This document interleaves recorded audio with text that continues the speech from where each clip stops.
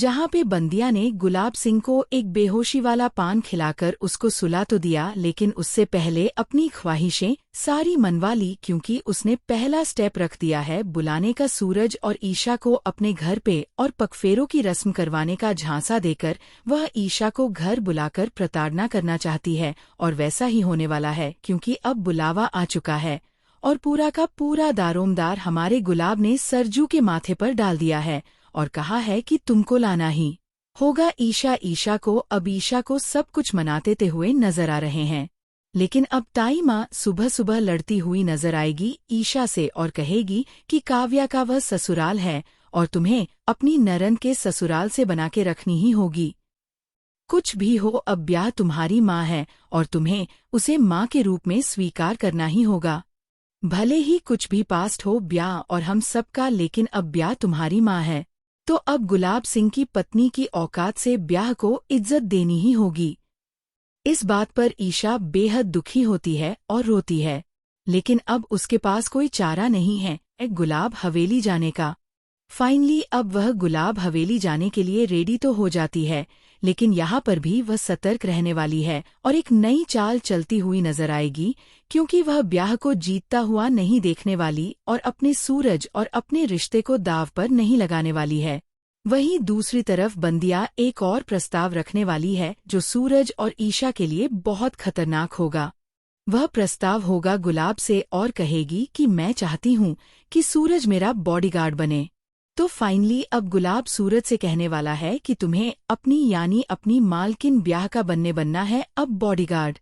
तो इस बात पर सूरज छोरा हिचकता है और कहता है कि मैं तो आपका ही बाऊजी बॉडीगार्ड हूँ सदियों से और आपका ही ध्यान रखता हूँ। लेकिन बाजी कहते हैं कि नहीं, अब तुम्हें ब्याह का यानी मेरी पत्नी का ध्यान रखना है और उसका ही बॉडीगार्ड बनना है। तो फाइनली सरजू यानी सूरज मान जाता है।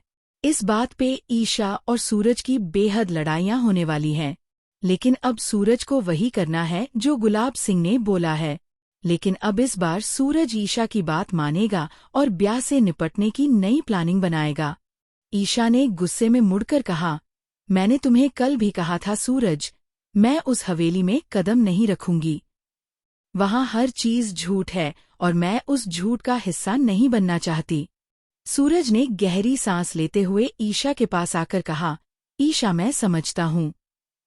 तभी उसकी ताई जी उस पर दबाव डालती है, ईशा काव्या की भाभी होने के नाते तुम्हें वहां जाना ही होगा और इस रिश्ते को चाहे जैसे भी हो निभाना पड़ेगा, नहीं तो लोग तरह तरह की बातें बनाएंगे।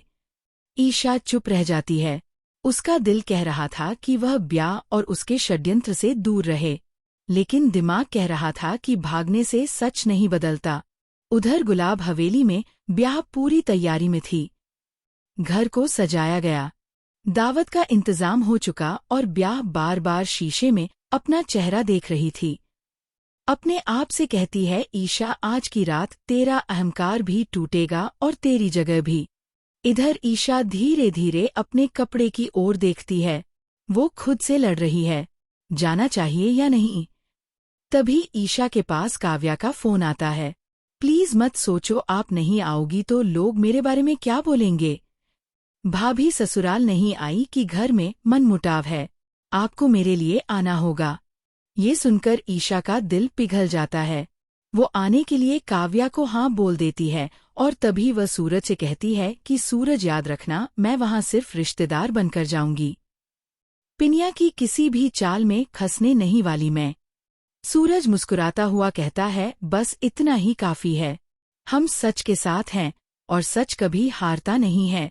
ईशा आखिरकार काव्या की बात मानकर दावत पर जाने के लिए तैयार हो जाती है, लेकिन उसके दिल में डर अभी भी है, कहीं ब्याह फिर कोई नया खेल ना खेल दे।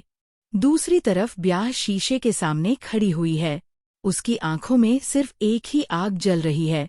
सूरज, वो खुद से बोलती है, आज की दावत सिर्फ हवेली की नहीं सूरज की है, मैं उसे किसी भी कीमत पर पाना चाहती हूँ और आज ईशा का सूरज से रिश्ता हिलाकर रख दूंगी। जैसे ही सूरज और ईशा हवेली में दाखिल होते हैं, पूरे घर की नजरें उन पर टिकी होती हैं, पर बंदिया की नजर सिर्फ सूरज पर। वह दूर से ही तैरती हुई आंखों से उसकी तरफ देख रही होती है। सूरज उसे एक नजर भी नहीं देखता। सूरज का ध्यान बस ईशा के ऊपर होता है। यह देखकर बंदिया को जलन होती है। दावत के बीच बंदिया सबके सामने मीठी सी आवाज में कहती है, सूरज बेटा जरा इधर आओ। दावत की हर तैयारी में तुम सबसे आगे रही। पूरा परिवार मुड़कर देखता है। ईशा की सांसें भी रुक जाती है।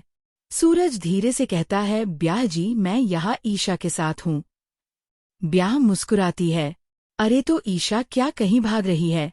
तुम आओ तो सही, तुम्हें एक खास बात बतानी है।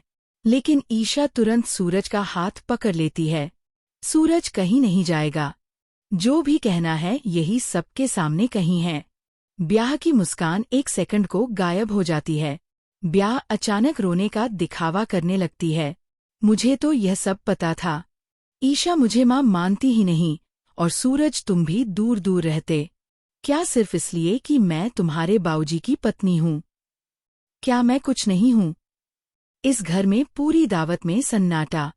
गुलाब सिंह भी हैरान होकर ब्याह की तरफ देखता है, लेकिन ईशा अच्छे से जानती है कि यह सब नाटक है। रात में दावत खत्म होते ही सूरज और ईशा बाहर जाने लगते हैं। बिल्ली खड़ी उनसे कहती है, सूरज अगर तुम चाहो तो मैं तुम्हें इस हवेली की हर खुशी दे सकती हूँ। सूरज चौंक जाता है। ईशा भी बिना सूरज के करीब आती है। इतना कि ईशा खोल उठती है, तुम्हें पता है सूरज हवेली दौलत नाम सब मेरे हाथ में है।